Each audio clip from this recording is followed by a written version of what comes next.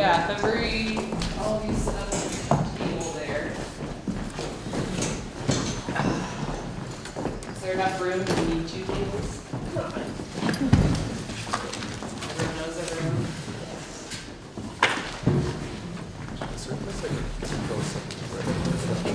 I can fill it up. Okay, yeah, there's a bathroom or kitchen. Yeah.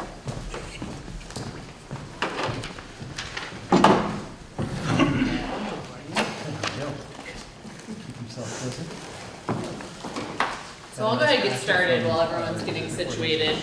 I introduced myself already to everyone, but my name's Sarah. I am the Southern Vermont Economy Project Manager. And this project is funded by the USDA Rural Communities Development Initiative Grant. The project was out of legislature designation of the Southern Vermont Economic Development Zone. And so the mission of this project is to basically strengthen the connections between economic and community development organizations within Bennington and Windham counties. And so part of that grant is hosting things like these, panel discussions, events, trainings, workshops to really build capacity within these organizations, as well as networking, communicating, all that good stuff. And so we have our panel here, and I'm going to let them do a very short introduction, and then we'll start with John Michael, and he'll do his spiel. I thought you were. I'm sorry, that's right. That's okay. Chris Saunders, yep. So we'll just go down the line, introduce yourselves, and then we'll start into it. Chris Saunders with Senator Patrick Leahy's office. I handle economic development, transportation policy, and telecom policy for the Senator. I'm Susan McMahon. I'm the Associate Director at Windham Regional Commission, and among many things I do there, one of the things is community development work. Adam Grinold, Executive Director of the Brattleboro Development Credit Corporation. Thanks for coming out today. And excited to have Sarah join us for this project and be able to have everyone here speak today. So thank you. I'm R.T. Brown, the Windham County Economic Development Programs Project Manager, and new title, Head Instigator. There's a few documents back there explaining the Windham County Economic Development Program and Instigating, which we'll go into more detail in a bit. John Michael Muise, also known as Max. I'm currently serving as the Acting State Director for Vermont and New Hampshire's USDA Rural Development Office. At some point, when an appointment's made, I'll go back to my job as Area Director for the state of Vermont, which administers our housing programs and our community programs, which includes not-for-profit lending and water and environmental programs. Great, so Chris, you're up. Great. So as I mentioned, I work on economic development for Senator Leahy, and as he's looking at this next term and where Vermont is headed, he's asked us as staff to spend time with communities, trying to help them guide and develop interesting and compelling projects to support the economy. And I think it's no secret that there's a lot of noise and distraction in DC right now, and his guidance to us to relay to Vermonters has been ignore the noise, block it out. There's going to be a lot of back and forth and people saying, let's cut this program, let's reduce the budget, let's invest here. And we kind of to some degree have to put all that in the background and focus on projects that we think are going to be able to move forward. And a good project has a way of finding a way to get done. And I think with the expertise that there is in Vermont through regional partnerships, through statewide agencies, through federal agencies here in Vermont, we're pretty confident that even if there are funding challenges with any specific program, that good projects will continue to find a way to get done. So with that as a bit of an overview, when I was talking with Adam and Sarah about a focus area, I'm going to focus on 3 programs and then talk a little bit about Senator Leahy's work as Vice Chairman of Appropriations in developing an infrastructure package for consideration later in the year, and then just mention briefly a couple areas that he's particularly interested in working on. So the first program is the Economic Development Administration. It's a $250 million program run by the Department of Commerce. For Vermont's purposes, right now, there are primarily two funding streams through EDA that are really applicable. One is the Public Works Program, which funds infrastructure. So think if you need to extend a water line to a business park, put a road into a business park. A good example right now, they have committed $1.4 million to renovate an old power plant in Burlington to waterproof the ground floor of that to make it publicly accessible. So that's one example of a good funding stream, and they are quite interested in putting money on the ground in Vermont. The other area is technical assistance and planning grants. Those range kind of in the $50,000 to $70,000 range, and BDCC is a great example of an awardee. There was recently announced that Australia the Heifers was granted an EDA award. Two other examples, the Vermont Sustainable Jobs Fund has been awarded resources to work in the forest products sector. So these are grants that can come to Vermont. They're a one-to-one match. And they're really designed to jumpstart initiatives and projects and provide the backbone for follow-on work that would come later. Another program I want to highlight for businesses that not everybody seems to be aware of is the SBA microloan program. There are a lot of different sources of federal capital out there, but the SBA microloan capital program, specifically through Community Capital Vermont, makes loans of $1,000 to $100,000 to businesses for lines of credit, for capital investments in their business. Can fund everything from bakeries to art studios to you name it. It's a really kind of creative source of capital. There are a couple different organizations in Vermont that operate these microloan programs, but Community Capital Vermont is a great statewide one. The last one is a program through the U.S. Treasury. I specifically wanted to highlight a CDFI, Community Development Financial Institutions, that flows through the Vermont Community Loan Fund. They use these resources to fund housing, child care centers, and other types of kind of core community development and community facilities. So it's another federal resource. About $2.5 million comes into Vermont every year to this program through various entities around the state. And Vermont Community Loan Fund is a great one that puts resources out into Vermont. Transitioning to talk about Senator Leahy's vision. So he has taken the vice chairmanship of appropriations. That is the committee that really decides where our federal budget invests. And the incoming president has talked about wanting to invest in infrastructure. His vision has been to do that through tax credits and tax incentives for private businesses.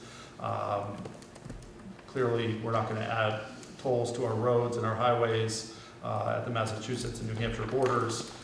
So those types of mechanisms aren't great fits for rural America.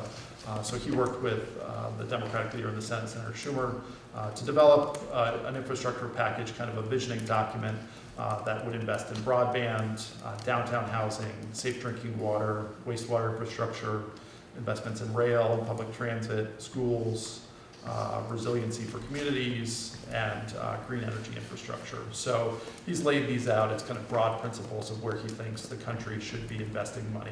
And as we get to a point where there's a discussion in Congress of what a package would look like, he's going to be fighting really hard to make sure that this is something that works for rural America and specifically Vermont.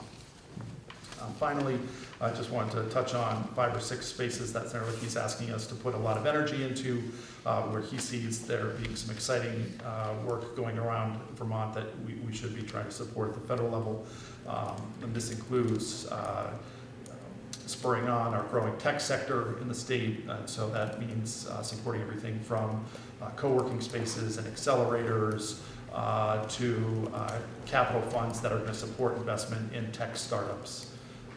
He's very concerned about the forest-based economy. If you go and you talk to loggers and foresters, there's really a struggle in the market right now with the closure of paper mills in Maine that's impacting our forest economy in Vermont. So we're looking at how do we develop new markets for low-grade wood, how do we incentivize buildings to use wood heat for combined heat and power, and how do we get crossland and native timber into transportation projects.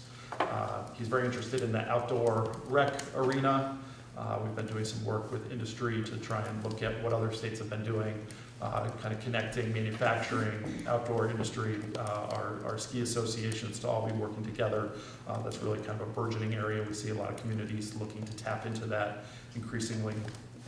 Workforce is a perpetual topic that I'm sure others will touch on, but there's not necessarily one set solution, but he's very focused on workforce.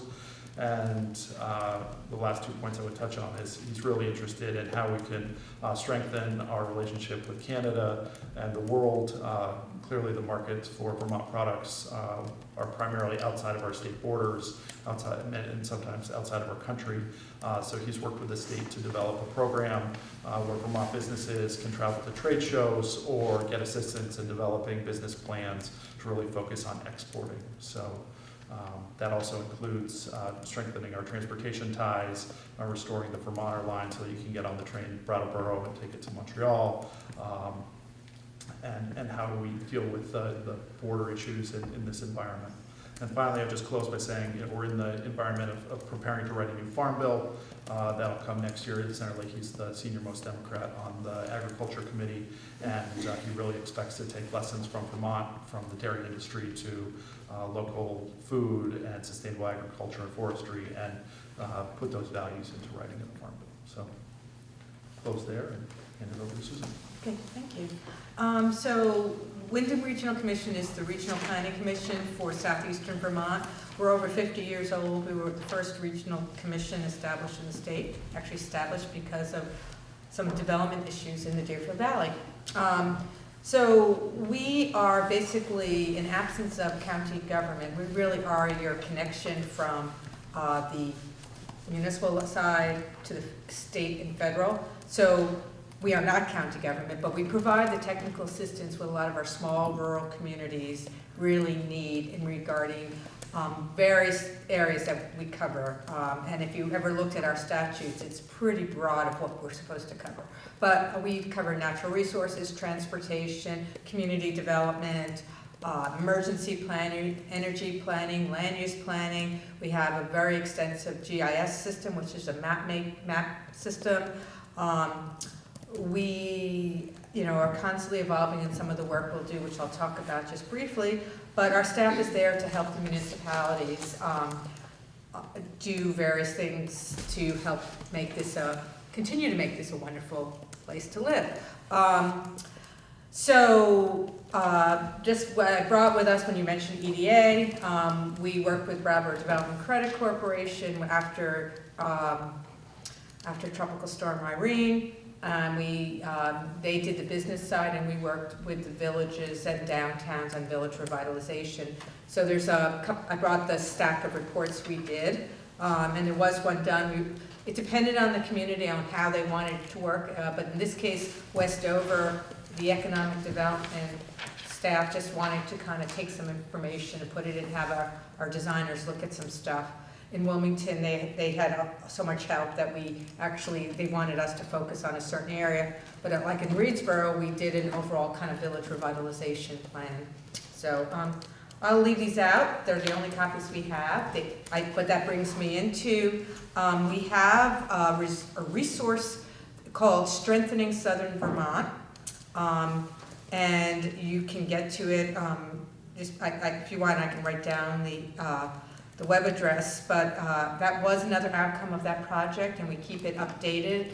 And I was even talking to Sarah on how she can incorporate it so that we don't lose the thing, but it has a lot of technical assistance on there and lessons learned and case studies about village revitalization. For a long time after this project, we were having village meetings with our counterpart in Bennington Regional Commission. Small turnout, that's something that if there's a need, there was a lot of meetings around village revitalization for a long time, but we're available to start doing that again. We will be coming out before the end of this fiscal year, June 30th, with a presentation that all the regional commissions are giving called Facilitating Economic Development in Villages and Downtowns. Going to work with Sarah because it's not, there really is an overlap between community development and economic development, and we don't try to compete, we just try to figure out what we do best. which that brings us into a program that we have at the Regional Commission, our Brownfields program. Very successful. We've won quite a few awards for the work we've done. It's been in existence since 2000. Some brochures are out there. Please bring them back to your town. Not to say that you have a property that's contaminated, but when you're working in a project in a downtown or village, long history, and if you're changing hands, it's a good idea. For example, there was a property, the Masonic Lodge in Reedsboro. Before they changed hands, we looked at it and we did the first initial, not a testing, but called a phase 1, which is really a paper looking in and talking to people, and it was a former gas station. So you don't know because, you know, these little mom and pop automotive centers have been around forever, and so we have a program. It's free technical assistance. We bring in a consultant. We also have a revolving loan fund, which we can also grant to municipalities and nonprofits, and really low interest loans to privates for cleanup. And the barn board project in Wilmington, we gave them both a loan and a grant because they needed a lot of money. So